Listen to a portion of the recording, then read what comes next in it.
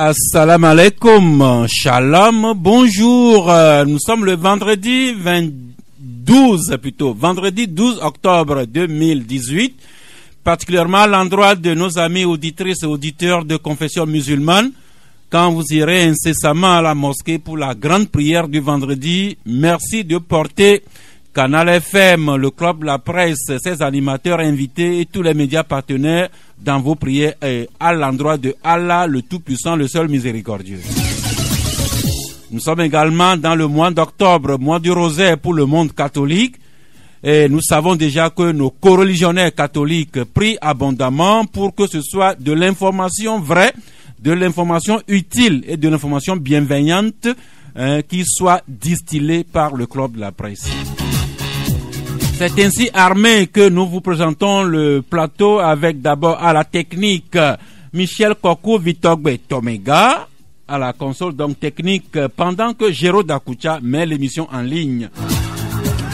Et que les confrères s'installent autour de la table. Commençons par la grande dame ODD, Roland Jatougbe Aziaka de Eco-Conscience TV. Bonjour. Bonjour Sas et bonjour à tous les auditeurs et auditrices. Marc Abouflan du média en ligne Lead Afrique. Bonjour Marc. Bonjour Sas, bonjour à tous les fidèles du club de la presse. Et Olivier Adja de AfriPresse et Arakiri. Bonjour Olivier. Oui, bonjour Sas et mes salutations à tous ceux qui sont devant, ou bien en tout cas avec leur petit radio pour suivre cette émission. Merci, nous attendons des invités qui vont arriver incessamment.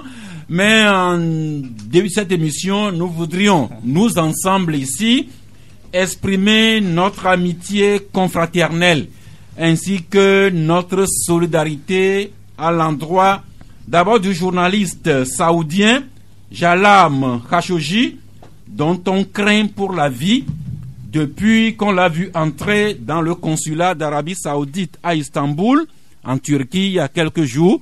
On ne le voit plus.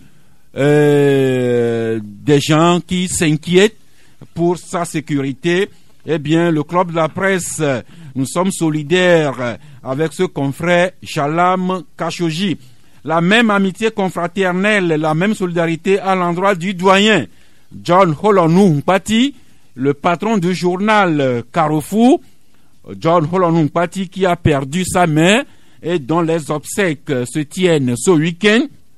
C'est également ce week-end que les parents et les amis procèdent aux cérémonies funéraires du doyen Kao Wiao Blanzoua Maurice, qui a officié sur les antennes de Radio Lomé de la TVT. Dieu l'a rappelé, c'est ce week-end ses funérailles, tout comme notre jeune, très regretté confrère Aïkouma Ayaovi Etche, alias Jean-Pierre Jeanjo.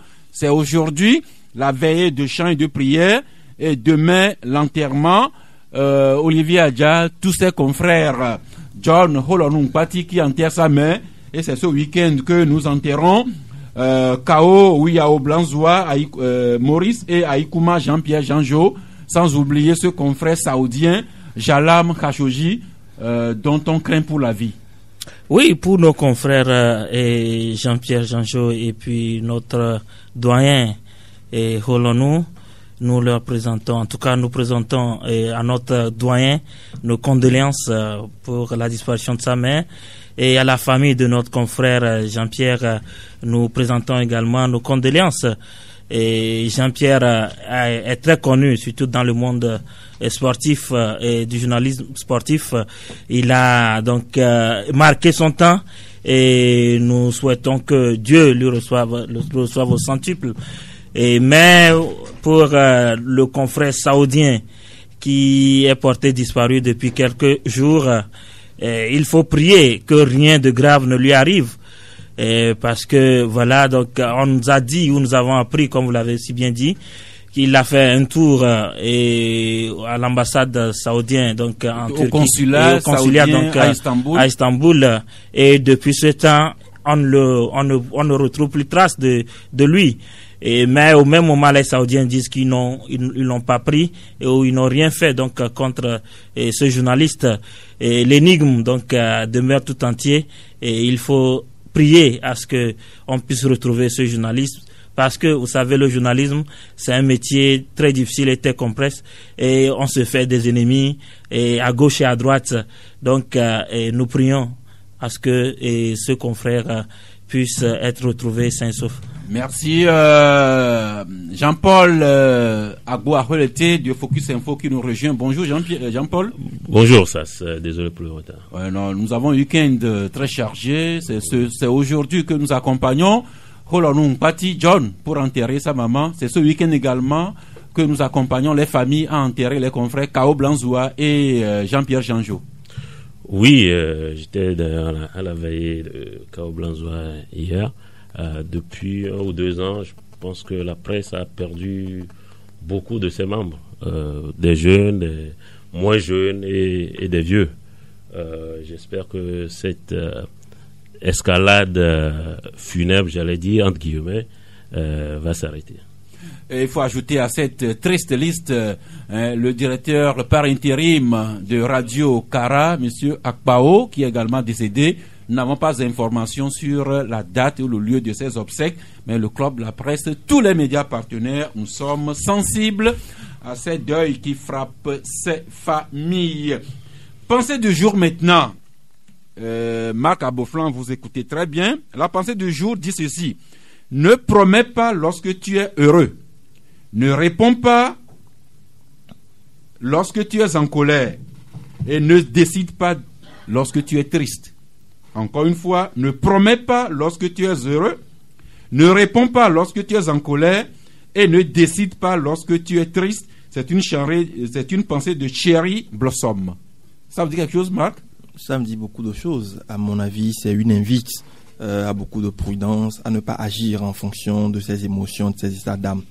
Parce que, pas seulement sur nous-mêmes, vous voyez les autres, il y a plein de situations où on constate que si on avait pris du recul, si on avait pris le temps qu'il faut avant de prendre une décision, on serait épargné de bien de problèmes. Et donc, à mon avis, cette pensée est très intéressante. Elle doit être un guideline qu'on doit utiliser dans la vie de tous les jours.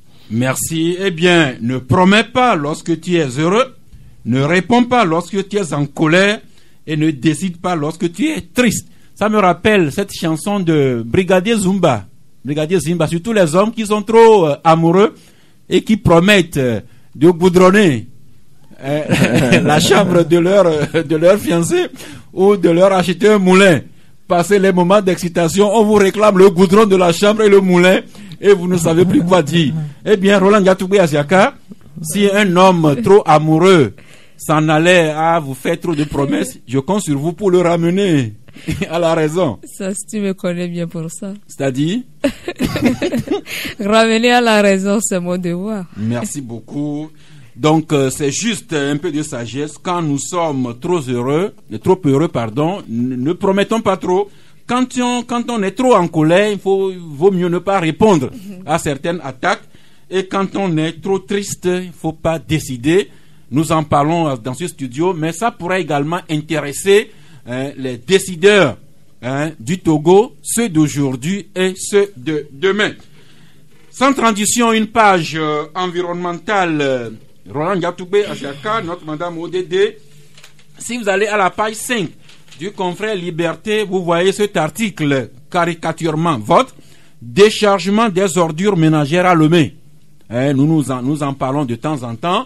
Le même confrère Liberté à la page 11 qui écrit évacuation des ordures ménagères et pollution à Didogomé, la rue Melonkou ou l'intoxication des riverains. Liberté parle de la rue Melonkou aujourd'hui, mais un peu partout à Lomé, surtout en ce temps de pluie. il y a un bon nombre de quartiers qui hébergent des décharges sauvages. Oui, ça c'est une question jusqu'à présent qui n'arrive pas à trouver de solution. Bon, c'est un problème qui n'arrive pas à trouver de solution parce que la gestion des déchets dans notre pays est vraiment c'est vraiment un casse-tête partout et ça continue. Il y a toujours ces actions d'incivisme aussi qui prennent de l'ampleur où on crée des dépotoirs sauvages partout. On transforme les caniveaux en dépotoirs. C'est toujours, on en parle chaque jour, mais les actions, c'est-à-dire le changement tarde à venir. Je crois que c'est tout un processus.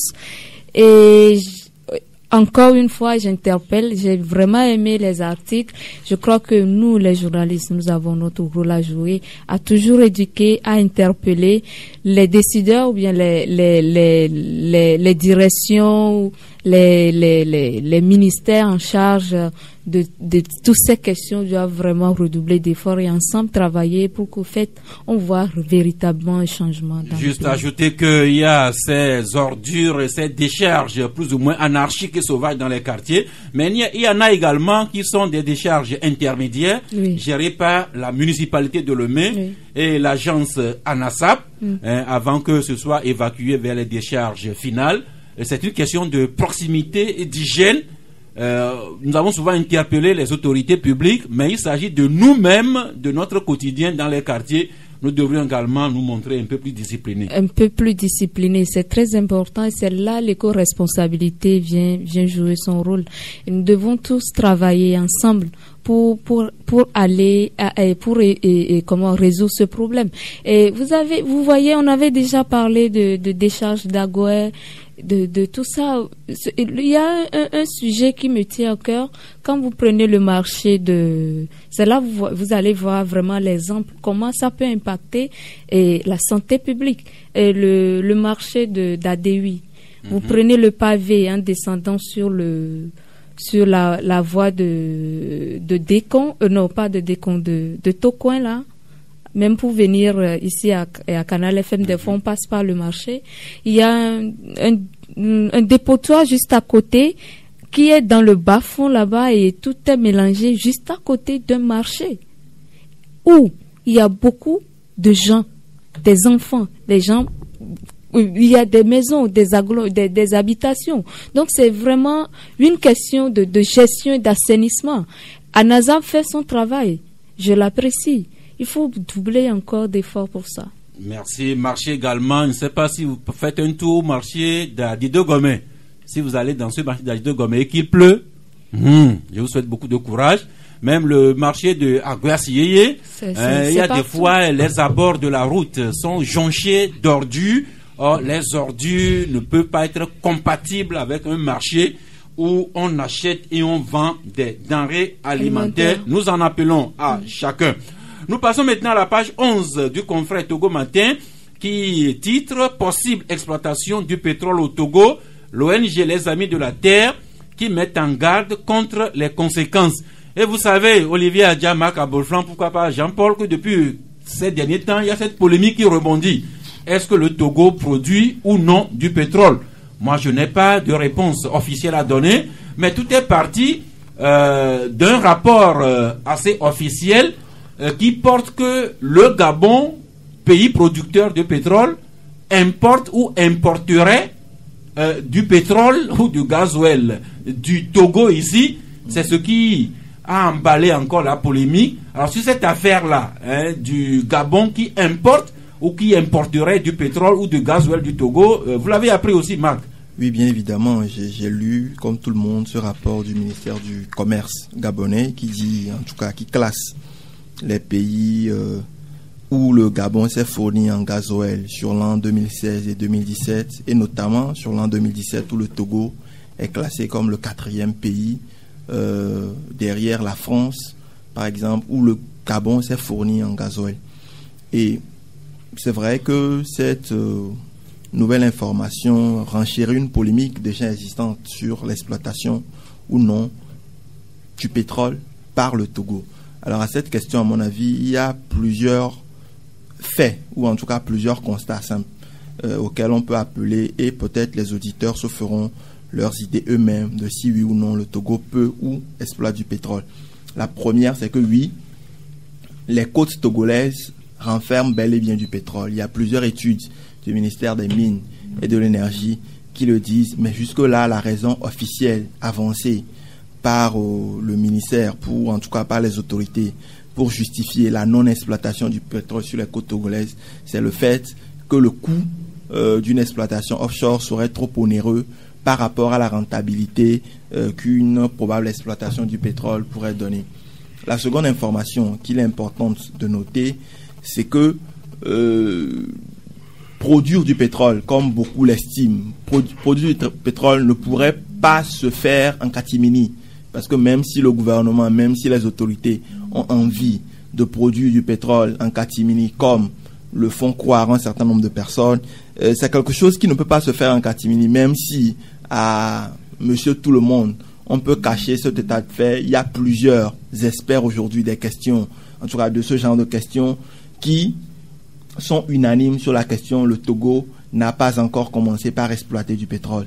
Mais il y a quelque chose qui pourrait éventuellement expliquer le fait que le Togo apparaît dans le rapport gabonais. C'est d'abord le fait que notre pays est depuis un certain temps un pays de transit. Alors, pour ceux qui habitent dans les alentours de la plage, vous pouvez constater que déjà la nuit ou même aujourd'hui, quand vous voyez vers la plage, vous avez un certain nombre de bateaux qui stationnent sur les côtes togolaises. Le Togo est aujourd'hui un pays de transit pour plusieurs raisons. La zone nigériane où beaucoup de bateaux allaient, en tout cas s'approvisionner, est aujourd'hui dangereuse à cause de Boko Haram et de tous les faits de piraterie. La côte togolaise aujourd'hui est une côte sûre où beaucoup de pétroliers font du transbordement. Il y a même le récent rapport de cette ONG suisse qui parlait du Public Eye, qui parlait du carburant mélangé, qui expliquait en fait que le mauvais carburant était mélangé sur les côtes togolaises parce que il y avait du transbordement de navire à navire sur les côtes togolaises. Et ça, c'est un fait que les autorités togolaises ont reconnu à plusieurs reprises. Deuxième chose, c'est que cette exportation supposée, en tout cas cette exportation gabonaise, peut provenir de la contrebande. Parce qu'aujourd'hui, le Nigeria, en tout cas, il y a beaucoup de contrebandiers dans la zone du Nigeria. Nos côtes, aujourd'hui, leur offriraient, en tout cas, une certaine sécurité pour venir en toute tranquillité revendre à de vrais pétroliers le produit de leur contrebande. Et donc, à mon avis, c'est ce qui peut expliquer aujourd'hui qu'on exploite du pétrole depuis les côtes togolaises. Merci. Eh bien, c'est une polémique qui date de plusieurs années. Je me rappelle au moins 2-3 fois, nous avons interpellé le ministère des Mines et de l'Énergie qui nous a envoyé des experts qui ont déclaré ici que oui, le Togo a des traces de pétrole, mais le Togo n'exploite pas encore du pétrole. Or, Jean-Paul, la polémique durcit. Les gens sont prêts à témoigner que le Togo exploite ou exploiterait du pétrole en offshore au large de nos côtes. Bon, comme la polémique se fait persistante, nous y revenons aussi. Oui, je crois que Marc a excellemment décrit, expliqué ce qui pouvait amener un certain nombre de personnes de bonne foi à penser que le Togo exporte du pétrole. Mais tous les spécialistes de cette question, tous les experts, tous les acteurs de ce secteur vous diront que l'exportation du pétrole ne sont pas des choses qu'on peut cacher. Et effectivement, comme l'a dit Marc, on peut d'une certaine manière le cacher à l'opinion, etc. Mais on ne peut pas cacher l'exploitation du pétrole aux acteurs du secteur. Ce que je voulais juste ajouter à ce que Marc a dit, c'est que lorsque vous réexportez quelque chose vers un pays, en fait, le pays de réexportation est considéré comme le pays où le produit est importé. Je m'explique. Si on réexporte à partir du Togo du gasoil vers le Gabon, le Gabon considérera que le gasoil provient du Togo. Là, en espèces, je ne dis pas que c'est ce qui s'est passé, j'en sais rien. Ça peut être tout ce que Marc a décrit, de la contrebande, tout ça, ce que vous voulez. Mais ce qui est constant, c'est que lorsque vous réexportez un produit à partir d'un pays, c'est considéré comme pays de provenance du produit. Donc c'est un élément supplémentaire que je voulais apporter. Merci. Bien, est-ce que le Togo produit ou ne produit pas? De toute façon, un jour, on le saura bien officiellement. Mais Roland Gatoubé, si on revient à l'ONG Les Amis de la Terre, que le Togo produise du pétrole ou pas, mais que le Togo réexporte plutôt du pétrole, c'est là l'une des préoccupations des adeptes de l'environnement et qui interpelle les autorités togolaises que nos eaux au large ne soient pas polluées. Je pense que c'est la préoccupation essentielle. Oui, c'est la préoccupation. Marc a pointé du doigt, il a cité une ONG suisse. J'ai travaillé avec cette ONG l'année dernière quand j'étais à Genève sur cette question où j'avais un expert de Public Eye. On avait fait un panel pour justement débattre de ce rapport qui citait le Togo l'année dernière à Genève. Et c'est juste pour porter à l'attention de tout le monde au fait, comme il a dit, les contrebandes, et c'est très dangereux. Et si nous voulons protéger notre côte, nous devons vraiment veiller à doubler de vigilance pour que nos eaux ne soient pas polluées. Et c'est très important. Si nous avons le rapport, le titre de ce rapport, c'est Dirty Diesel.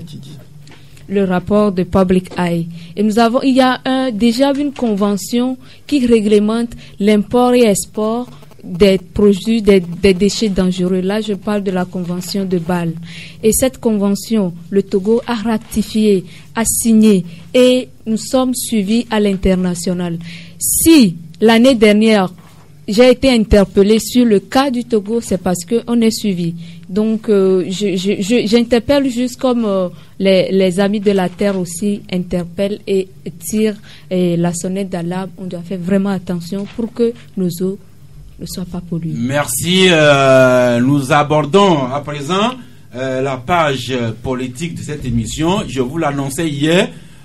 Ces derniers temps, surtout cette semaine, au Club de la Presse et sur un nombre de médias, il est fait abondamment mention du parti UFC, surtout dans cette question-là de l'élection-nomination par les députés des 8 représentants de la coalition à la CENI. L'UFC cité à tort ou à travers, défendu par les uns, attaqué par les autres. Eh bien, je vous annonçais que nous aurions aujourd'hui une voix autorisée de l'UFC pour nous en parler. Eh bien, la voix est là. Et c'est le docteur Ekwe Gadafoli. Bonjour, docteur Ekwe. Bonjour, cher Sérénissime Altesse. Merci de me remettre dans mon titre. Mais revenons ici de façon profane. Le docteur Ekwe Gadafoli, qui est conseiller, vous êtes l'un des conseillers du président de l'UFC. Tout à fait. Donc vous avez qualité pour nous parler de ce parti sur cette question-là. Cela va de soi. Eh bien, avant d'en venir à Dr Ekwe, Olivier Adja, nous sommes en transition pour le recensement. Les opérations viennent de finir dans la zone numéro 1. La CENI a fait le point, même si c'était plutôt à un monologue que le président Kadanga s'était livré la dernière fois. Et nous passons maintenant de la zone 1 à la zone 2, le recensement qui est annoncé pour démarrer dans la zone 2 le mercredi 17 octobre prochain. Oui, bien sûr que le recensement est annoncé pour démarrer le 17 octobre prochain.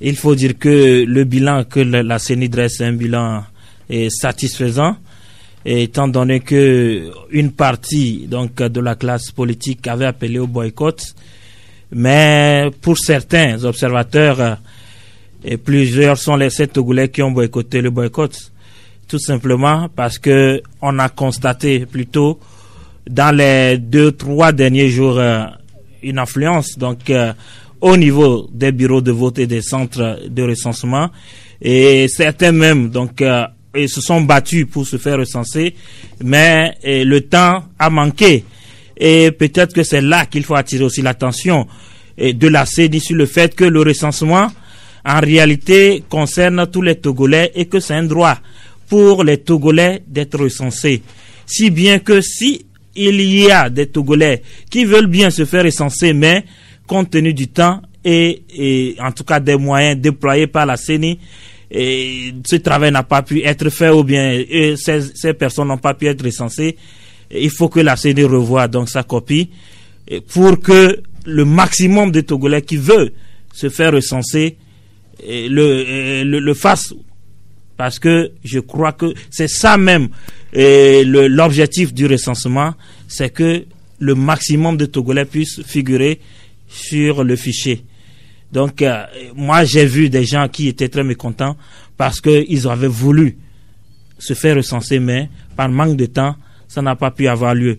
Je vais terminer en disant aussi que dans la deuxième zone, il faut veiller à ce que le recensement ne cause pas trop de soucis aux élèves, parce que c'est dans les établissements que c'est fait, si bien que certains se plaignent du fait que ça gêne un peu donc la tenue ou donc les cours normaux donc dans les établissements. Donc, il faut aussi attirer l'attention de la CENI là-dessus, mais globalement j'estime que en tant qu'observateur que le recensement a été très bien. Et même certains sont restés sur leur soif, comme je l'ai relevé. Eh bien, la CENI qui se dit satisfaite de l'enrôlement dans la zone numéro 1, c'est sans surprise pour le Canard indépendant. Et le Sorbonnard revient sur l'appel de la coalition au boycott avec ce titre: la coalition des 14 lâche la proie pour l'ombre et désoriente ses militants. Eh bien, Jean-Paul Agbo, c'est dans ces circonstances que le recensement vient de prendre fin dans la zone numéro 1 et que ça démarrera dans la zone numéro 2 pendant que la CENI appelle la population à se faire recenser. La coalition de son côté réitère son appel au boycott. Oui, un appel qui n'est pas suivi.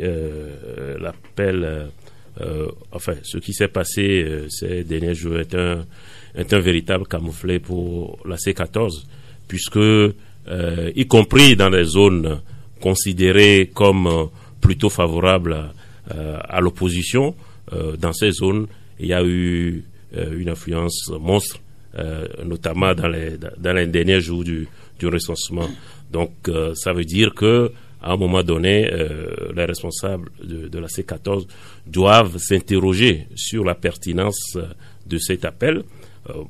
D'ailleurs, j'ai jamais compris l'objectif visé par cet appel, puisque aller se faire recenser, obtenir sa carte d'électeur n'implique pas de fait que nécessairement on va aller voter. Donc on peut bien avoir la carte et puis demain décider de ne pas participer à l'élection. Donc surtout qu'ils n'ont aucune garantie que cette opération va être reprise. Peut-être, comme l'a dit Olivier, qu'on pourra accorder encore quelques jours parce que certains n'ont pas pu voter à cause des difficultés que les machines ont connues, et puis aussi à cause peut-être de la forte pluie du premier jour qui a empêché les gens d'aller se faire voter. Donc, à part la prorogation, la C14 n'a aucune garantie que cette opération va être reprise. Surtout parce que ceux qui ne sont pas allés voter en répondant à cet appel ne sont pas plus togolais que ceux qui sont allés voter, donc ceux qui sont allés se faire recenser. Donc je ne vois pas pourquoi on va dire à ceux qui sont allés se faire recenser: bon, écoutez, ce que vous avez fait, vous avez perdu du temps, vous avez pris du temps sur votre temps de travail, vous êtes un peu ennuyé dans une file, mais tout ça c'est pas grave parce que les meilleurs Togolais sont pas venus voter, se faire recenser, donc il faut tout reprendre. Donc ils n'ont pas cette garantie et pourtant ils persistent à demander aux gens d'aller se faire voter. Bon, on va pas non plus tirer des conclusions hâtives. Ça veut pas pour autant dire que tous ceux qui sont allés se faire recenser voteront de main unie. Il y a de multiples raisons qui expliquent pourquoi il y a eu cette forte mobilisation. On en a parlé dans le journal. On peut évoquer entre autres le fait que je l'ai abordé, la C14 a surestimé sa capacité de mobilisation. Je ne sais pas si c'est fait exprès, mais souvent l'opposition, en tout cas une partie de l'opposition, pense qu'il suffit d'un claquement de doigts pour qu'il y ait une mobilisation monstre. Les populations viennent de démontrer qu'on peut ne pas répondre à l'appel de la C14 qui a donc surestimé sa capacité de mobilisation. Et au contraire, elle a sous-estimé la capacité de mobilisation d'UNIR, puisque UNIR et puis quelques autres partis ont appelé à aller se faire recenser. Il y a la troisième raison, c'est que il y a aussi une partie de nos compatriotes qui sont fatigués de tout ça. Ça fait 1 an que tout ça dure. On n'en voit pas la fin, on ne sait pas trop. C'est toujours des mots d'ordre à droite et à gauche. Ça ralentit l'économie. Socialement, c'est dur. Donc, il y a une partie aussi qui se dit, bon, on va aller se faire recenser, participer à cette élection. Et puis, on verra par la suite. Et puis, une autre raison aussi qu'on peut ajouter, c'est que pour certains de nos compatriotes, c'est la seule pièce d'identité, en réalité, qu'ils ont. La carte d'électeur. Ça leur permet de faire un certain nombre d'opérations, surtout que c'est une carte qu'on peut avoir gratuitement, plutôt rapidement, même s'il y a eu quelques couacs pendant les opérations, mais plutôt rapidement. On n'a pas besoin d'attendre 2 semaines, on n'a pas besoin d'apporter beaucoup de pièces, même pas de photos. Donc, c'est très facile d'accès. Et de ce point de vue, ça peut expliquer pourquoi certains ont choisi d'aller se faire recenser. Donc, la C14 doit prendre en compte tous ces paramètres avant de continuer à maintenir un mot d'ordre qui, encore une fois, visiblement, n'est pas suivi. Merci. Je rappelle juste quelques-unes des raisons pour lesquelles la coalition a appelé et continue d'appeler au boycott. C'est qu'à la coalition, on se dit ne pas être satisfait de l'opérateur ZS, qui nous fournit les matériels d'enregistrement. La coalition s'élève également contre un certain expert, M. Aganaï, que la CENI a recruté pour les travaux. Mais fondamentalement, la coalition reproche à la CENI de ne pas être inclusive parce que ses représentants de la coalition n'y sont pas encore. Alors cela nous amène à la recomposition de la CENI, qui est la bataille du moment. Vous savez que suite au dernier passage du comité de suivi de la CEDEAO, c'était le 23 septembre, l'accord avait été conclu que la CENI devrait être recomposée, à savoir la majorité qui envoie 8 représentants, la coalition qui envoie 8 représentants, et le 17e viendra de l'administration. Et depuis le 30 septembre, la coalition a publié les noms de ces 8 représentants. Et puis la semaine dernière, l'Assemblée nationale avait été convoquée pour siéger sur l'élection-nomination de ces 8 représentants de la coalition. Le bilan est très maigre. C'est seulement 3 que les députés ont pu élire. Et pour les 5 représentants de l'opposition parlementaire, c'est la bataille. Et ça bloque à cause de l'UFC qui maintient son représentant à la CENI. Docteur Ekouero, bonjour. Bonjour. Eh bien, vous lisez les journaux, vous écoutez les médias et dans ce jeu-là de recomposition de la CENI, vous, l'UFC, vous êtes accusé de faire blocage parce que l'UFC maintient Monsieur Obao comme devant continuer à représenter l'UFC à la CENI. Oui, d'abord, ça nous agace un peu que nous offrions ce spectacle très cocasse à la population togolaise dans une conjoncture politique où tout le monde veut qu'il y ait un processus électoral propre et transparent. Donc ce n'est pas une joie. C'est la raison pour laquelle l'UFC a envoyé un courrier à Madame Isabelle Ameganvi et à tous les autres pour demander une concertation d'urgence. Parce que cela ne nous égaye pas de voir que nous, qui sommes quand même l'un des creusets les plus importants de l'opposition au Togo, avec les autres, de voir que nous bataillons, nous faisons une bataille devant les autres. J'ai d'ailleurs vu que dans la presse, certains sont allés jusqu'à conjecturer que la bataille de l'UFC serait une manœuvre du RPT UNIA. Ce qui est une contre-vérité. Alors là-dessus, justement, il y a le confrère Liberté qui écrit « Nomination des représentants de l'opposition à la CENI, la coalition des 14 dénonce les sordides manœuvres dilatoires du régime, comme pour dire que on vous prête justement l'intention ou bien l'accusation que le blocage que l'UFC fait est de concert avec UNI. Les gens se trompent complètement sur l'UFC. Et c'est peut-être parce que pendant longtemps, nous n'avons pas voulu parler. Mais je vous assure, et je vais alors citer un fait. Ici, c'est qu'après la signature de l'accord en 2010, il y a eu les législatives en 2013. Il y a eu un débat entre l'UFC et le RPT UNIR concernant l'organisation des élections législatives. C'est-à-dire, vu qu'il y a eu un accord entre nous sur l'exécutif, je précise que l'accord est sur l'exécutif. Au Togo et dans toutes les démocraties, il y a 3 pouvoirs. L'exécutif, le judiciaire et le législatif.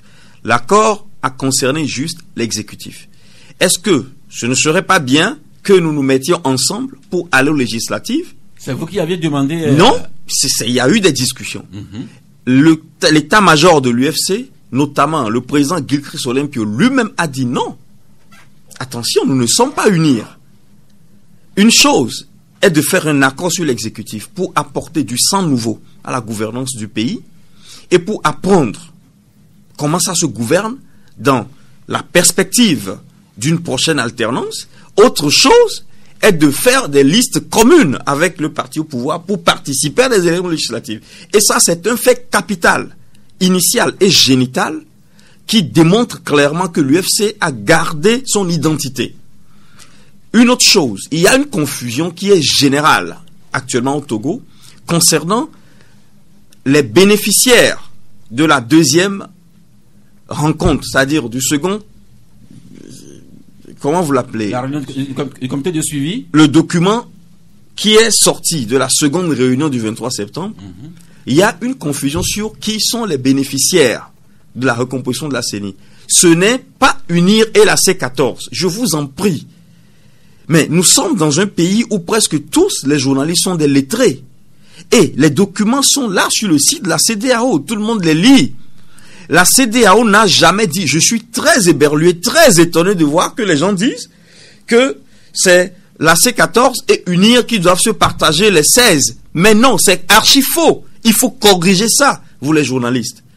La CEDEAO a bien précisé, et je vais aller doucement ici, qu'il s'agit d'UNIR d'un côté et de l'opposition parlementaire de l'autre. Donc ceux qui disent que c'est UNIR et la C14, ils font une opération subtile et sibylline d'usurpation d'identité.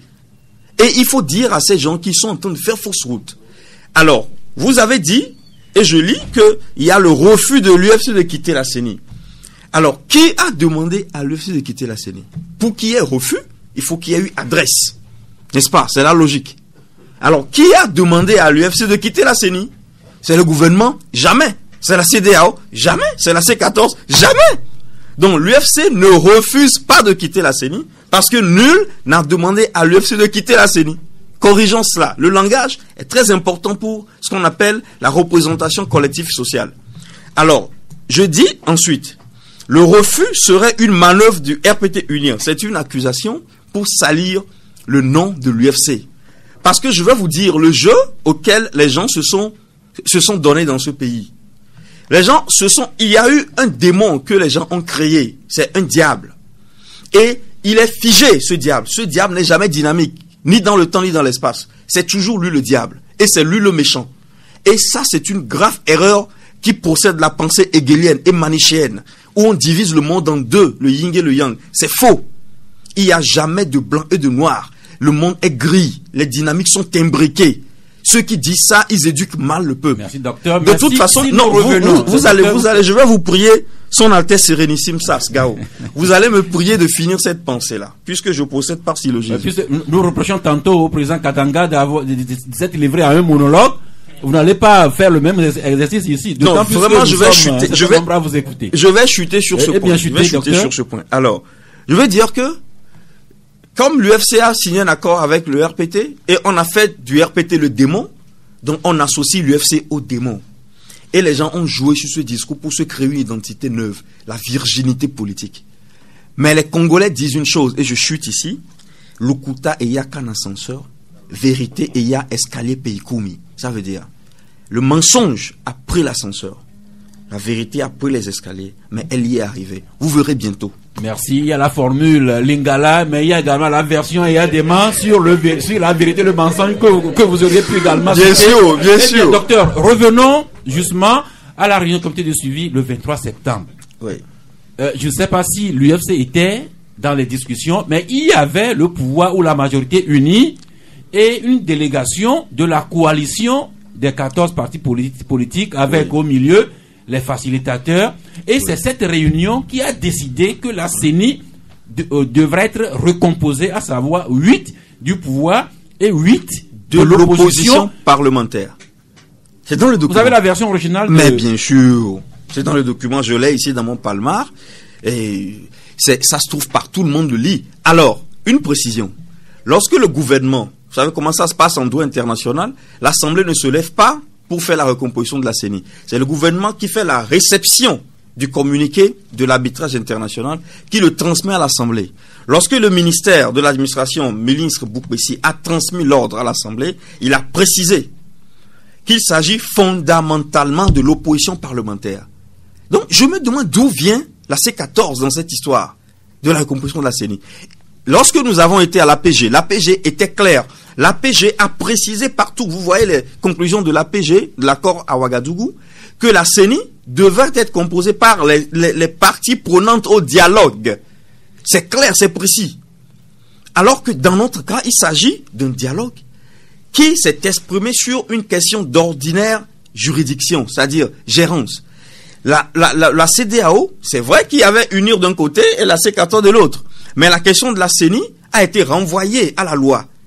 Et on n'a jamais précisé qu'il s'agissait d'un partage entre UNIR et la C14. C'est d'ici que vient toute la confusion. Alors, sur ce sujet-là, qui peut créer confusion ou pas ici et là, Jean-Paul, moi, j'avoue que ma mémoire n'est pas très fraîche sur les textes dont a accouché la réunion du comité de suivi du 23 septembre. Mais je me rappelle, Madame Isabelle Ameganvi, agissant comme président du groupe parlementaire ANC, s'est basée sur les conclusions de la réunion du 23 septembre pour envoyer les 8 noms à devant représenter la coalition à la CENI. Vous pouvez nous éclairer un peu entre la version que nous donne Dr Ekwe et la version sur laquelle s'est appuyée Madame Ameganvi pour envoyer les 8 noms au nom de la coalition. Oui, avant de venir sur la question de la CENI, si tu me permets juste un mot sur la question du manichéisme de la classe politique togolaise.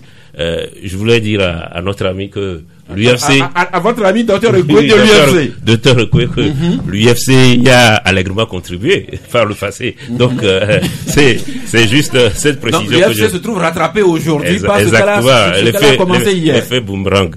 Et bon, c'est la seule nuance que j'apporterai par rapport à tout ce qu'il a développé, parce que je suis entièrement d'accord.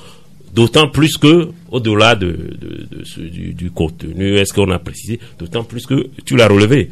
Si la CEDEAO avait d'autorité décidé que les élections, la recomposition de la CENI se serait passée du cadre électoral, ce qu'elle n'a pas fait, puisqu'à chaque fois la CEDEAO précisait conformément au code électoral. C'est ce qui explique d'ailleurs pourquoi la C14 n'a pas simplement elle-même fait une liste et puis les a envoyés directement à la CENI. Si c'est Madame Isabelle Ameganvi qui a envoyé le courrier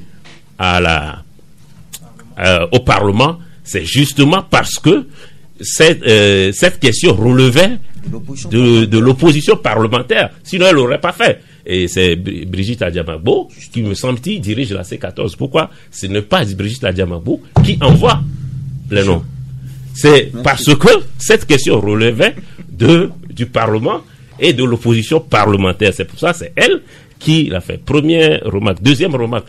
Pourquoi dans les 5 hors partis extra-parlementaires, hors société civile, pourquoi parmi les 5, on n'a pas vu, par exemple, Isabelle Ameganvi proposer Santé du peuple ou...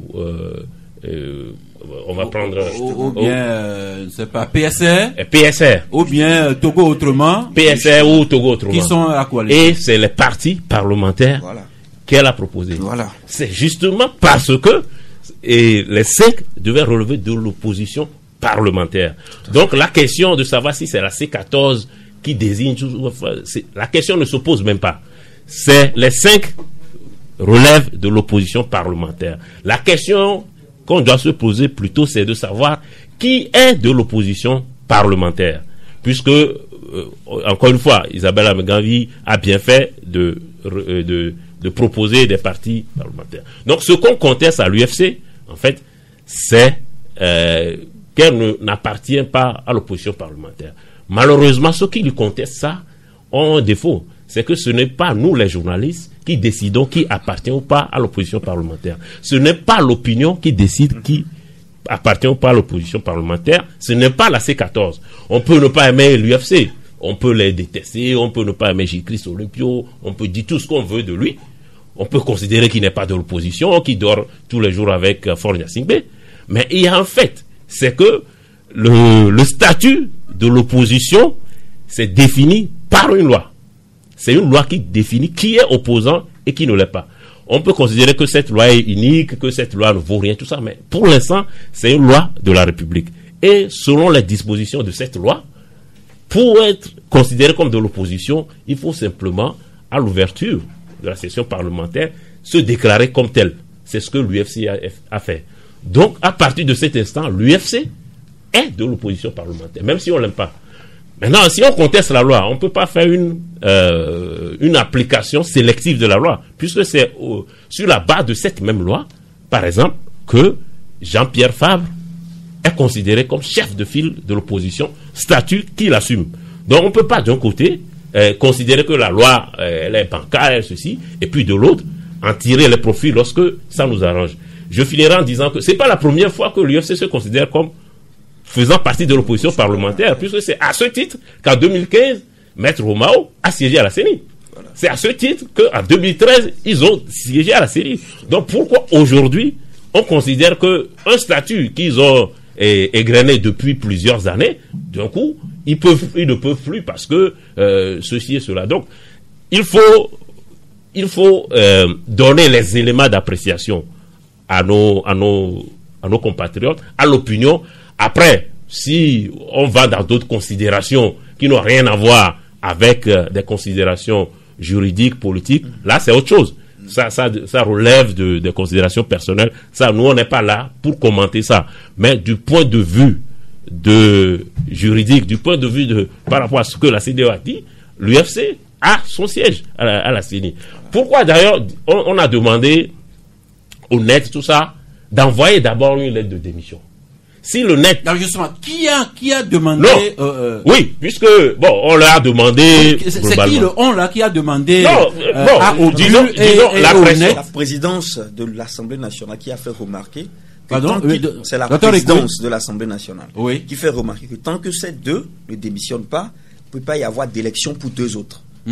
C'est-à-dire que le code électoral dit que pour... enlever quelqu'un de la CENI, il faut que la personne démissionne. C'est-à-dire qu'on ne peut pas d'autres. Qui peut le faire? Personne. C'est-à-dire demain, toi, moi, le président de la République, le Premier ministre, le président de l'Assemblée ne peut pas décider demain que, voilà, ça, vous êtes membre de la CENI, vous partez. Non.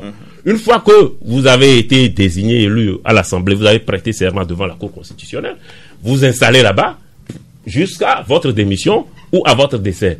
Donc, pour faire partir les représentants du net et de Obu et du COPET, et pour faire élire les trois récemment, il a fallu qu'il démissionne. Si on voulait mettre entre parenthèses le code électoral, les dispositions du code électoral, ce qu'on aurait fait, c'est que directement la C14... Alors, merci. Alors justement, Dr Rekoué, alors suite à cette réunion du comité de suivi du 23 septembre, est-ce que quelqu'un, une instance ou bien une organisation a clairement demandé à l'UFC de faire démissionner son représentant pour que la CENI soit recomposée? Jamais.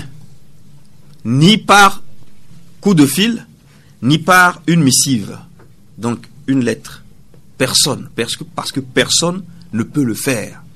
Le faisant, vous violez les dispositions de la République. Tout le monde le sait. Tout le monde le sait. Et donc, moi, je remercie M. Agbo pour la démonstration brillante parce qu'il a repris des thèmes que j'ai marqué dans mon agenda. Alors, sur un autre plan, oui. Après le 23 septembre, avec le comité de suivi, oui. Est-ce que, de façon officielle ou bien discrète, vos amis de la coalition des 14 vous ont approché, vous l'UFC, pour convenir de la façon dont la CENI devrait être recomposée? Non, il y a une passerelle, toujours entre les partis, qui est due au fait qu'il y a des affinités entre certaines personnes. Mais il ne s'agit de rien d'officiel. Voilà. Eh bien, Olivier Adja, le débat, j'avoue que le débat est très politique. Nous allons faire l'effort d'expliquer autant que possible pour que, comme Jean-Paul a dit, les gens comprennent. Alors qu'ils apprécient la démarche de l'un ou de l'autre. C'est un problème d'autres personnel. Nous allons expliquer.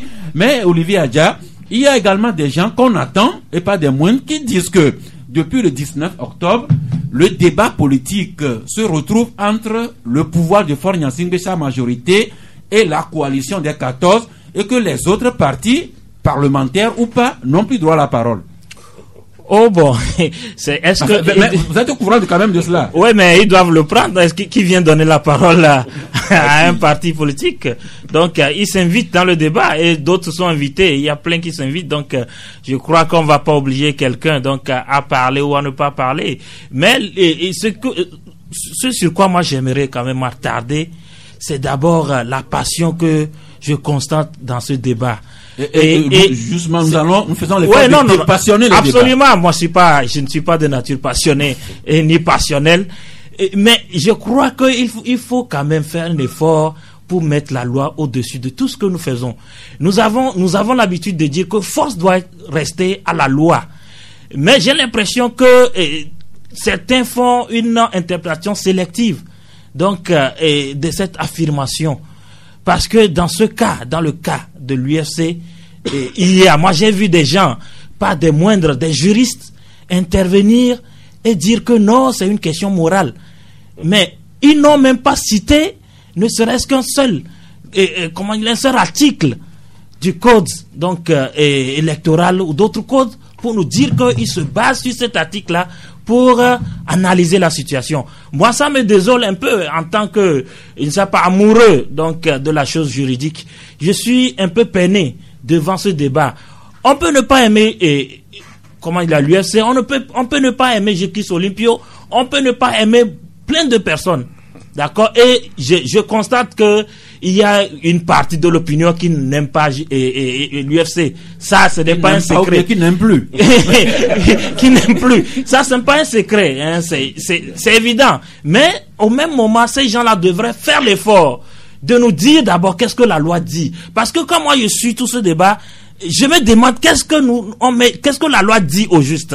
Et après, on peut peut-être mettre aussi en action d'autres considérations. La loi dit, et je ne vais même pas terminer par là, parce que je viens de prendre la parole. Mais vous n'allez pas la garder trop longtemps quand même.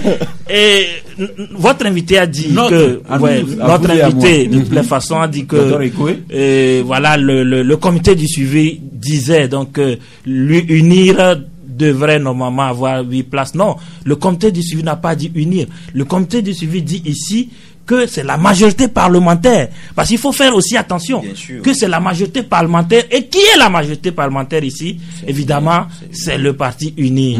Et le comité dit en même temps que aussi 5 de l'opposition parlementaire. Donc vous avez la version. J'ai le test ici.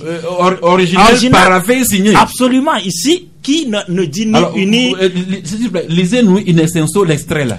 Au titre de la CENI, les deux partis se sont félicités de propositions visant à obtenir une CENI plus inclusive et plus équitable par une participation plus importante de l'opposition.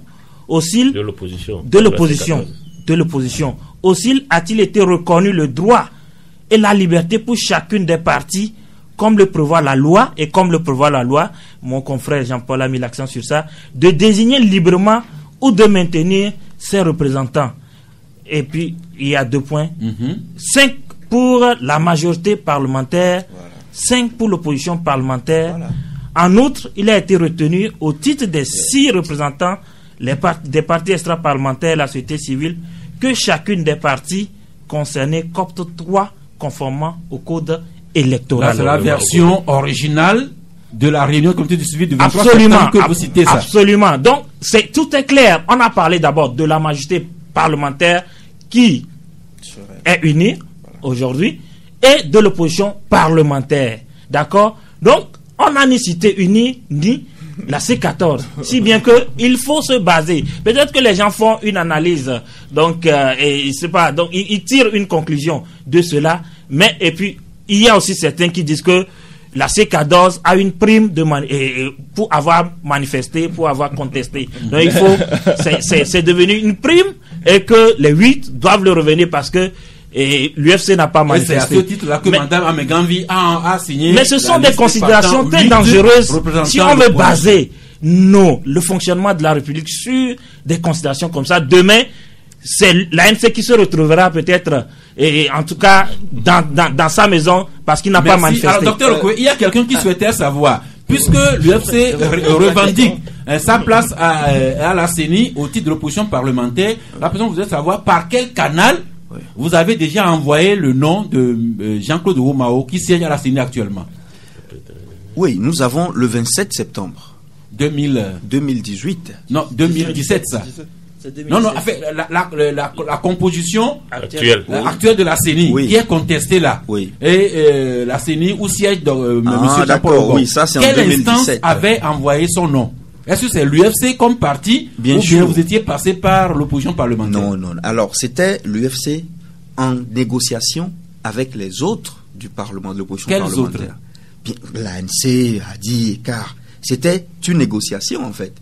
Parce qu'il y a eu cette réunion-là entre le président Dramani, notre député Dimongou, Isabelle Ameganvi et d'autres. Dans le bureau, ils ont discuté, on a retenu donc que Jean-Claude Oumao soit celui qui représente l'UFC. Et Mme Ameganvi était là à cette réunion dont vous parlez. Mais bien sûr. Ça, je voudrais préciser. Ça a été consensuel. Ça a été rajouté à ce qu'il dit. Attendez qu'il finisse d'abord. Ça a été consensuel. Il s'est jamais agi d'unilatéralisme. Ça a été consensuel. Vous confirmez que à la réunion dont vous parlez, je confirme. Il y avait votre député Jimongou, le président Dramani. Il y avait également Madame Isabelle Ameganvi. Non.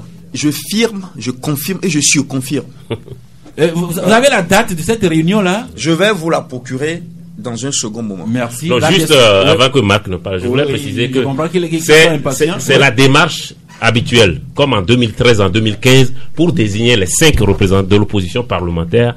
Les responsables des partis parlementaires de l'opposition se retrouvent et se concèdent les places. Donc, c'est ce qui s'est passé en 2013. C'est ce qui explique pourquoi le représentant de l'UFC avait siégé en 2013, avec l'assentiment des autres partis parlementaires de l'époque, y compris l'ANC. 2015, pareil, je ne sais pas si vous vous rappelez de ça. Et on avait concédé le siège à l'UFC, et à l'époque, je crois que c'est le CAR qui s'en était ému. Pourquoi on concède un siège à l'UFC? Mais ça a été fait de façon consensuelle entre les représentants de l'opposition en 2015. Bon, alors, merci. Alors, Marc, rebondir rapidement sur cet aspect avant de revenir. Oui, Marc Abofa. Rappelons que, vous savez, s'il y a eu dislocation même du groupe ANC ADI, c'est cette histoire de CENI qui est à la base de la dislocation du groupe ANC ADI. Parce que, à l'époque, on avait concédé un siège à l'UFC et que 3 sièges devraient revenir, en tout cas, au groupe parlementaire ANC ADI. Et ADI estimait à l'époque qu'en tant que partenaire, il devrait avoir un siège aussi de ces 3, ce que l'ANC n'a pas voulu. C'est ce qui a amené à l'époque, ADI à se désolidariser du bloc pour qu'aujourd'hui on ait à l'Assemblée que le seul groupe parlementaire ANC. Maintenant, je voudrais revenir à mon développement parce que au début de son développement, Dr Okoye de l'UFC, Dr Okoye de l'UFC avait dit des choses très intéressantes par rapport à l'exécutif et au législatif et tout. Je concède avec tous les confrères que le fait qu'aujourd'hui, par rapport aux tests existants, que l'UFC se réclame de l'opposition est quelque chose d'incontestable. Même les juristes de la C14, par rapport à la loi, telle qu'elle existe aujourd'hui, même les juristes quand vous les contactez, ils ont du mal à vous démontrer sur quelle base on dirait aujourd'hui que l'UFC, qui a déjà siégé 2013, 2015 au nom de l'opposition parlementaire, et qu'il n'y a même pas eu de changement dans ce parlement, puisque c'est le même parlement, la même composition, on ne comprend pas pourquoi aujourd'hui on peut demander à cette UFC-là de ne plus être au parlement au titre d'opposition parlementaire. Alors, si cette loi, elle est unique, vous savez, ça ne pourrait pas venir de la majorité, puisque la loi portant statut de l'opposition, a priori, la majorité n'en a rien à foutre. Mais les députés... C'est la majorité qui l'avait proposé. Et je rappelle qu'à ce moment-là, l'ANC et le CAR avaient voté contre cette loi. Bien sûr, ils avaient voté contre. Mais je rappelle que depuis le vote de cette loi, ils ont passé plus de 5 ans au Parlement. Aucun député de l'opposition parlementaire, en tout cas ceux qui contestent aujourd'hui, n'a proposé un amendement à cette loi-là. Parce qu'on ne peut pas continuer le débat permanemment sur le fait que oui ou non, cette loi est bonne ou pas, sans que ceux qui sont chargés de faire des lois, eux-mêmes ne prennent des initiatives pour, je ne sais pas, pour changer cette loi. Et dernière chose, moi, mon dernier point que je voudrais aborder concernant l'UFC, c'est quand même très très étonnant, même s'il y a une loi que nous tous on estime inique, qu'un parti qui siège au gouvernement veut en même temps se réclamer de l'opposition. À mon avis, même si la loi leur autorise et tout, ce n'est qu'une question de simple bon sens. Et c'est pourquoi je suis inquiété que le docteur Ekwegada, que j'écoute souvent, que je suis souvent, vienne expliquer que le fait que l'UFC se réclame de l'opposition parlementaire, parce que au-delà de tout le débat juridique qu'on vient de mener, ce n'est qu'une simple question de bon sens que l'UFC, en tant que parti qui dispose de députés au gouvernement, se disent... de ministres au gouvernement. De ministres au gouvernement, se disent simplement, nous faisons partie du gouvernement, même si nous sommes un parti d'aujourd'hui, personne ne veut confondre l'UFC à UNI. Mais UNI n'est pas le gouvernement. Le gouvernement aujourd'hui, force est de le constater, même si la force de l'UFC n'est pas aussi ça dans le gouvernement, l'UFC fait partie du gouvernement.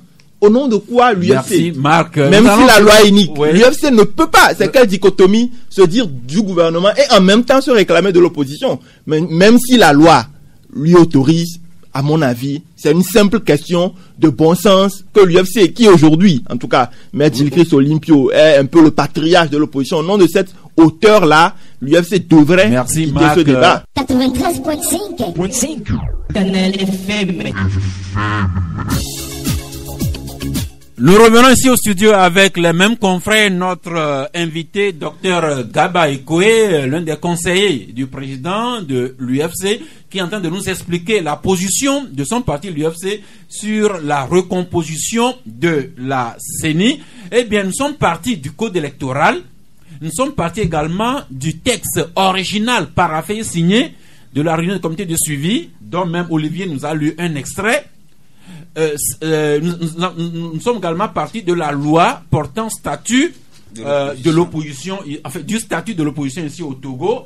Certes, mais dans ce sujet-là, il y a par exemple le confrère, le Canard Indépendant, qui écrit que dans le processus de représentation de l'opposition parlementaire à la CENI, l'UFC joue sa survie. Et vous écoutez Dr Gaba Ekwe, des gens également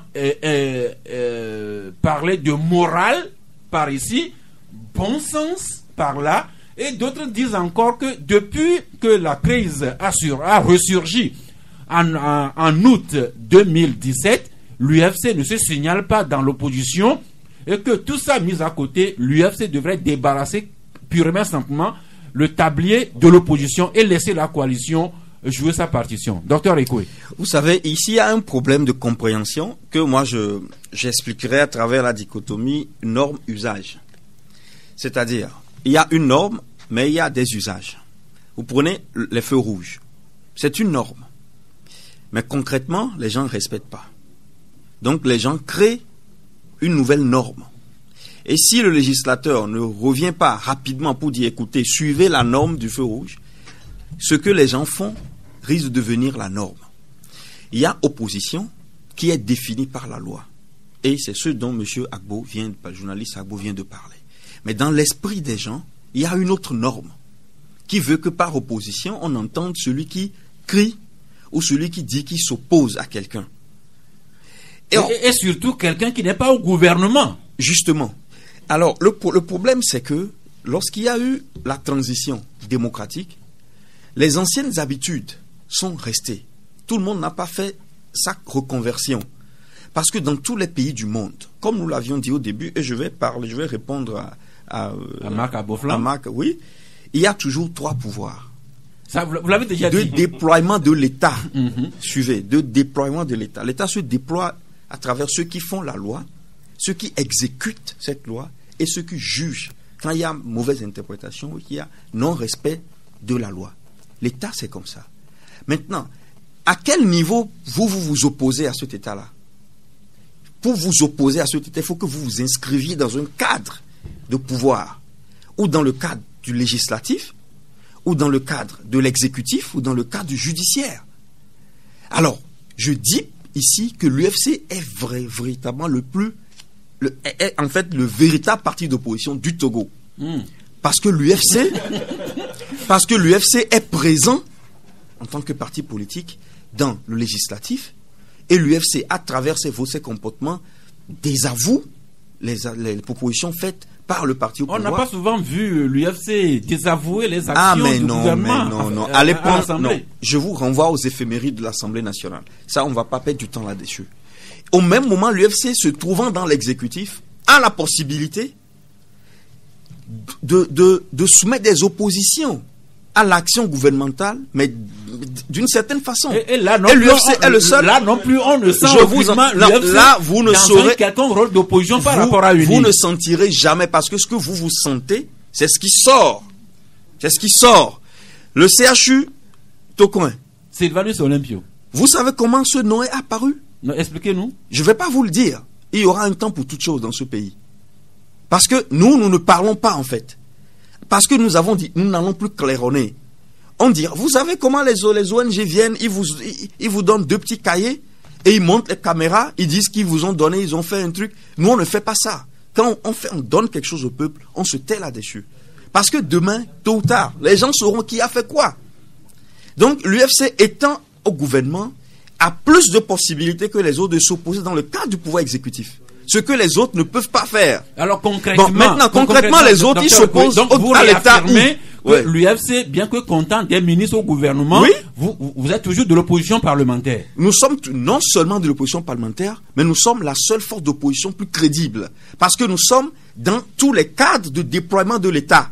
Bon, les autres qui sont nulle part. Non. Une question. Eux, ils s'opposent à l'État où, en fait. C'est moi qui pose la question. Ceux qui vous écoutent, alors, les autres qui ne sont nulle part, eux, ils s'opposent au parti au pouvoir. Dans quel cadre? Venons-en maintenant à la CENI. Dans les médias. Alors, concrètement, est-ce que l'UFC maintient Monsieur Jean-Claude Romao comme son représentant à la CENI? L'UFC maintient Monsieur Jean-Claude Romao comme son représentant à la CENI. Parce que, vous l'avez lu tout de suite, on a parlé aussi du maintien des représentants. Jusqu'à quel niveau êtes-vous prêt à maintenir votre représentant à la CENI? Mais il n'y a pas de niveau, il est à la CENI. Il sera renouvelé pour 1 année.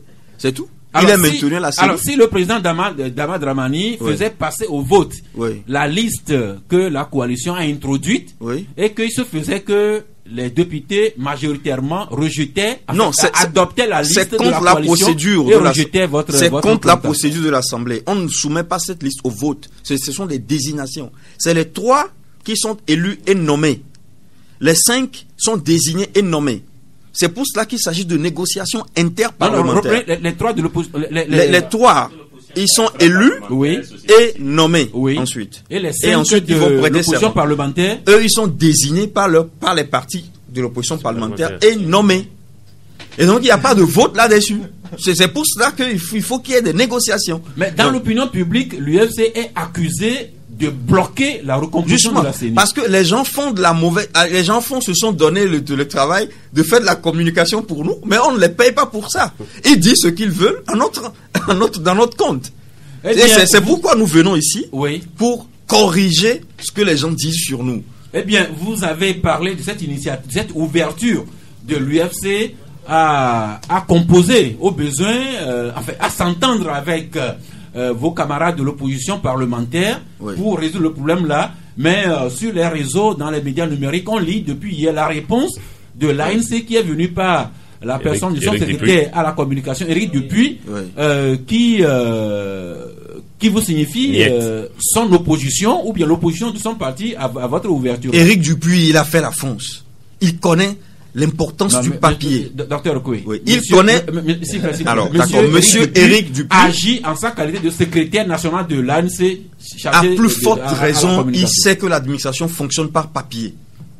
Et nous, justement, il connaît ça. C'est pas Donc, moi. vous avez écrit formellement à la présidente du groupe parlementaire. Je vous parle d'une lettre écrite dont nous avons la décharge. Alors, est-ce que vous avez la réponse de Mme Isabelle Amengambi? Il n'y a pas de réponse. Pour toute réponse, M. Éric Dupuis, sur les ondes, il dit ce que vous avez dit. Et nous disons qu'il faut qu'on dépasse ces choses dans ce pays. Il faut qu'il y ait du respect. Il y a ce qu'on appelle le parallélisme des formes. Je vous envoie un courrier par écrit. Vous n'êtes pas content, mais dites-moi que vous n'êtes pas content par écrit. N'allez pas sur les radios, sur les chaînes de médias. Une question d'ordre juridique, je ne sais pas si vous avez qualité. Alors, je rappelle que M. Oumao avait été élu par les députés. Il a prêté serment devant la Cour constitutionnelle. Par quel acte? Oui, nommé. Maintenant, nommé par les députés. Et surtout, il a prêté serment devant la Cour constitutionnelle. Alors, par quel acte on peut maintenant ramener Monsieur Jean-Claude Oumao de la CENI? Ramener, c'est-à-dire que il y est déjà. Le faire partir. Le faire partir de la CENI. Non, on peut pas. Un acte. Non, on juridique peut. Par Je l'ai dit dans mon développement précédent. On peut pas, sauf si lui-même veut. C'est ce que dit. C'est ce que dit. Non. On peut enlever Oumao. Il y a que lui qui peut décider de partir. Ou si l'UFC lui demande en tant que parti qu'il a envoyé, dit cher ami, en considération d'un certain nombre de choses, retire-toi. Et là, il va envoyer une lettre de démission. C'est ce que les représentants du net de Obu ont fait. Mais une fois que tu sièges à la CENI, tu y sièges. C'est-à-dire que quand tu demandais tout à l'heure si on soumettait au vote la liste de la C14, mais ça ne peut pas passer puisqu'il y a déjà quelqu'un qui siège. Donc, tant qu'il est là, on ne peut pas désigner quelqu'un d'autre. De façon claire. Tant que Maître Oumao, à moins que son mandat a expiré, là, on peut le remplacer par quelqu'un d'autre. Ou il a démissionné, ou alors, quand Dieu ne plaise, il décède. Non, ça, Dieu nous engage. Oui. Donc, à part ces trois hypothèses, personne ne peut aller chercher Maître Oumao et lui dire... Et là-dessus, Dr Gada, vous confirmez que et l'UFC et M. Jean-Claude Oumao se maintient. Tout à fait. Je confirme. Même si dans l'opinion publique, on vous accuse de faire blocage. Bien sûr. Nous sommes responsables de décisions que nous prenons. Nous sommes responsables. Et vous en êtes fiers, non, c'est pas une question de fierté, de responsabilité. Parce que c'est le même peuple. Mais à côté, vous entendez également parler de morale et de bon sens. C'est le même peuple qui vous juge. Vous savez comment ça se passe, le peuple? Vous savez ce que c'est que le peuple? Hier, on a crié sur Adebayor dans ce pays. Qu'il est celui qui... Mais après, quand il marque les buts, c'est lui le meilleur. C'est ça le peuple. Sauf que vous ne marquez... C'est ça le peuple. Alors nous sommes responsables de ce que nous faisons. Bon, maintenant, les gens peuvent dire ce qu'ils veulent, mais c'est parce qu'ils n'ont pas les informations. Je vous ai dit un truc ici. Ce qui se passe, c'est une vieille querelle de famille entre l'ANC et l'UFC. Là, vous donnez raison à ceux qui vous accusent de famille. Il y a des familles qui prennent tout le pays en otage. Parce que non, docteur Kaba. Du point de vue juridique, il devrait pas subsister de problème. Et donc ça veut dire qu'en fait c'est une cabale qui est liée aux événements de 2010. Alors on vient d'avoir réponse à cette question du confrère l'évêque de la nation. Que comprendre de la haine entre l'ANC et l'UFC? Voilà, c'est une question de famille. Question de famille qui s'étend au parti et qui prend en otage tout un pays. C'est la raison pour laquelle nous avons demandé une concertation en famille. Voilà. Oui, Olivier, il nous reste juste 5 minutes. C'est dommage que deux familles prennent en otage le Togo. Et en réalité, oui, c'est dommage parce que hier on disait que c'est la famille Olympio et Nyasingbe. Oui. Aujourd'hui, c'est la famille Olympio et je sais pas Fabre ou Dupuis. Et je sais pas quand ça va s'arrêter. De toutes les façons, il faut toute considération garder, mettre la loi au-dessus de tout. Ça, et la loi, elle est là et elle dit ce qu'elle dit.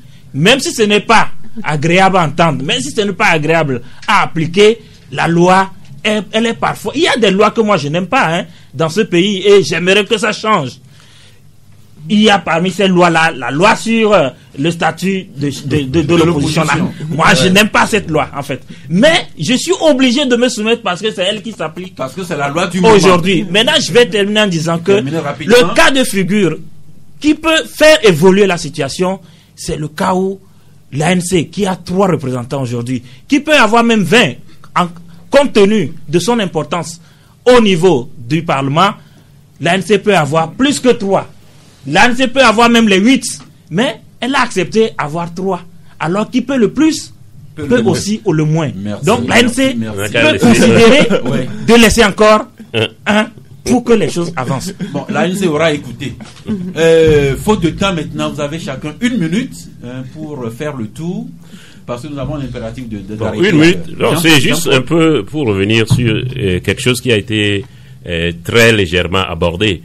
Je pense que on peut pas s'en sortir. C'est malheureux que ce soit une histoire de famille qui pénalise finalement toute la population. Mais en même temps, on peut pas ne pas leur demander de se retrouver. C'est pour ça que quand l'appel de l'UFC est rejeté, moi ça me surprend. Parce que il faut qu'ils se retrouvent. À ce niveau-là, Dr Ekoué, on nous a dit que l'ANC... ok, officiellement, ok, il n'y a pas eu de réponse officielle. La réponse officielle parce n'est pas que, encore comme on l'a arrivée. dit, Maître Mao ne quittera pas là-bas sous aucun diktat. Donc, ils ont vécu ensemble, ils ont traversé des choses ensemble. Ils se connaissent très bien. Et il a dit, c'est une histoire de famille. Il peut se retrouver, discuter pour voir si éventuellement, et à quelles conditions Maître Mao va partir, ou pourquoi, à quelles conditions on va lui retirer. Enfin, l'ANC peut céder un siège, parce que cette question ne doit pas bloquer le processus ou la participation. Parce que les conséquences d'un de blocage sont beaucoup plus graves que l'enjeu de un siège ou pas de siège. Merci. Mais j'ai pas utilisé ma minute, il reste 30 secondes. Non, c'est moi qui ai le chrono. Marc, très rapidement. Moi, je veux juste... On aura la période des cartons. Je veux être assuré. Mais les cartons sont sur des sujets qui n'ont pas été débattus. Bien évidemment. Alors, sur toute cette question-là, je veux juste que pour une fois, nos politiques s'entendent. Parce que, vous savez, les élections, à mon avis, pour sortir notre pays de l'ornière actuelle, vous savez, les investisseurs seront du mal à venir. Jean-Paul le soulignait en début d'émission, dans une véritable crise sociale du fait de cette crise politique. Et il faudrait que ce soit de la famille politique ou des frères qui nous prennent en otage aujourd'hui, il faudrait qu'à un moment donné ou un autre, qu'ils s'entendent pour essayer de débloquer les choses. Parce qu'aujourd'hui, ça coince à la CENI. Et on le dit, c'est vrai que les 13 qui étaient là à la place des 17 ont essayé de faire le maximum, en tout cas, pour faire avancer les choses. Mais vous comprendrez que c'est pas évident que ces 13 puissent faire de manière efficace ce que 17 doivent faire. Et donc, il faut rapidement trouver une solution à ce problème-là. Quitte, comme le dit Olivier, que l'ANC fasse un sacrifice, parce que ce genre de sacrifice a été souvent difficile pour l'ANC. Je rappelais tout à l'heure que c'est ce sacrifice qui était à la base de la fin du groupe parlementaire. l'ANC a dit, il faut aujourd'hui que les gens qui se réclament vraiment du peuple, parce qu'à mon avis, j'estime que le peuple a déjà assez sacrifié, on peut demander que les gens puissent aussi... sacrifice, on peut demander le même sacrifice à l'UFC aussi. D'autant plus que c'est l'UFC qui est l'UFC. Oui, Roland Yatoubé Azaka, ça fait longtemps qu'on vous a pris en temps. Mais sur ce sujet-là, vous avez un petit mot à placer? Chaque fois si je suis dans le studio et j'entends vos invités et les confrères débattre de la politique, je suis avec intérêt, parce que même si nous ne faisons pas la politique nous fait. Ça, merci de le savoir. Et nous sommes dans la politique de développement, mais Marc vient de dire quelque chose qui est très importante. La crise sociopolitique est là. C'est que la politique conditionne tout, au fait. Si nous voulons vraiment faire sortir le pays de la crise actuelle, il faut que nos politiciens s'entendent. Arrêtez vos querelles internes et pensez pour une fois de bon au bien-être du peuple, au bien-être des Togolais. Nous, la jeunesse, l'avenir de la jeunesse, qu'est-ce que vous nous réservez? Quel modèle vous nous donnez en tant que jeunes écoutez, la jeunesse, d'ailleurs, on a perdu le goût de faire la politique, alors que nous devons être votre relève. Revenez et pensez à nous, à notre avenir. Merci. Faute de temps, on va devoir arrêter là. Mais nous avons eu beaucoup de plaisir à ce que l'UFC elle-même vienne parler aujourd'hui par la voix du docteur Gaba Ekoué, qui expliquait le pourquoi et le comment.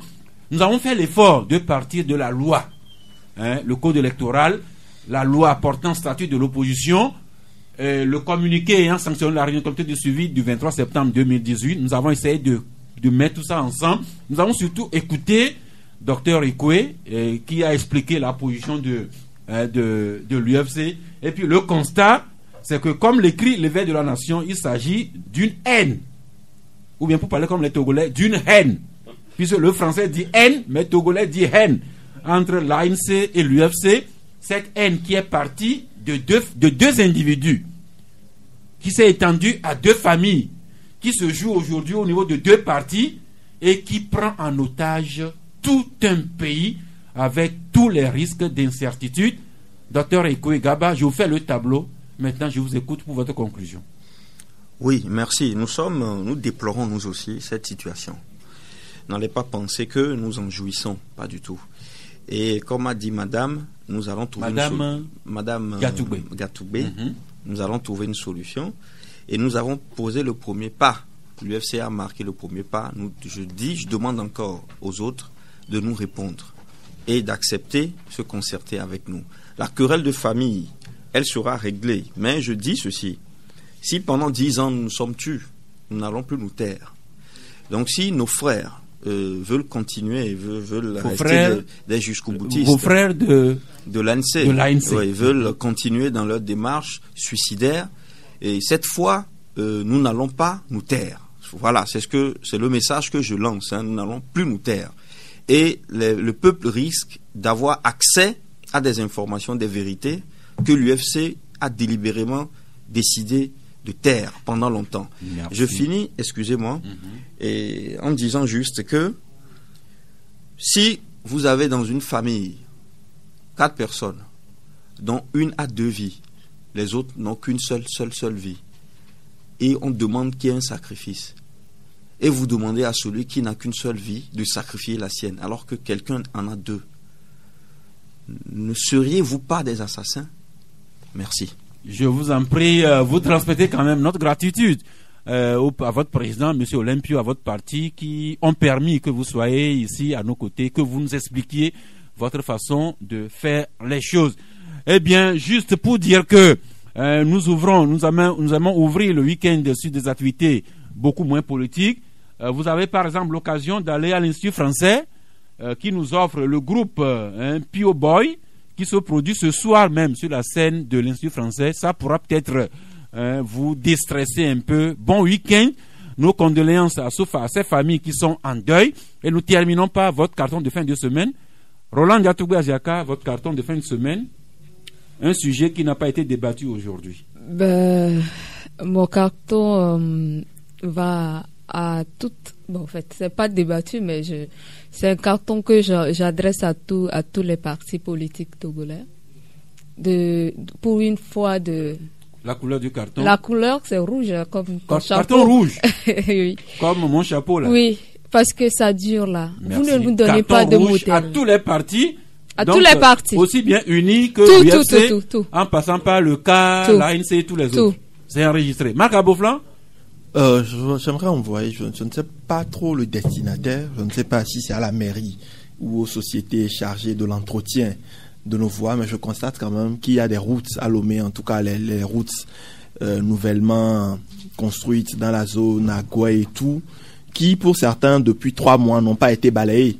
Et donc carton rouge aux services qui sont en charge de ce travail-là. Des rues qui ne sont pas balayées, mais aller vers la rue de l'Ocam. Un véritable calvaire pour les riverains et usagers. C'est le tonnerre Théo Nyamsa qui nous en parle aujourd'hui. Vous savez l'histoire de quelqu'un qui n'a pas de chaussures alors qu'il oublie qu'il y a des gens qui n'ont même pas de pieds. Jean-Paul, votre carton?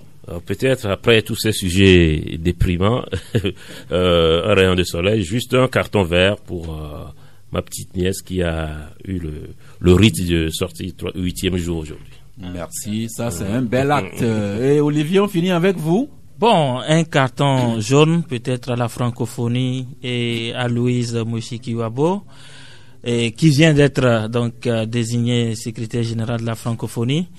Et il se pose la question de savoir si un jour le Rwanda... On s'en tient au carton. Non, mais parfois, il y a certains qui expliquent, par exemple, Marc a expliqué, si le Rwanda continue pas à violer les droits de l'homme, est-ce que cette ancienne ministre pourra intervenir? C'est fini pour aujourd'hui. Je vous prie de vous associer à moi pour adresser un carton de cœur vraiment tendre à une certaine Dayawa, comme elle préfère la discrétion. Je m'en tiens là. Dayawa, vous avez le carton de cœur de Sas Gaou, de Olivier Adja, de Jean-Paul Agbo Arrelete, de Marc Abouflan, de Ranja Toubé et même du docteur Gaba Ekwe de l'UFC. Bon week-end, on enterre nos morts et on se retrouve le lundi prochain à 11h si Dieu le veut et Dieu le voudra bien. Partage la vidéo avec tes proches.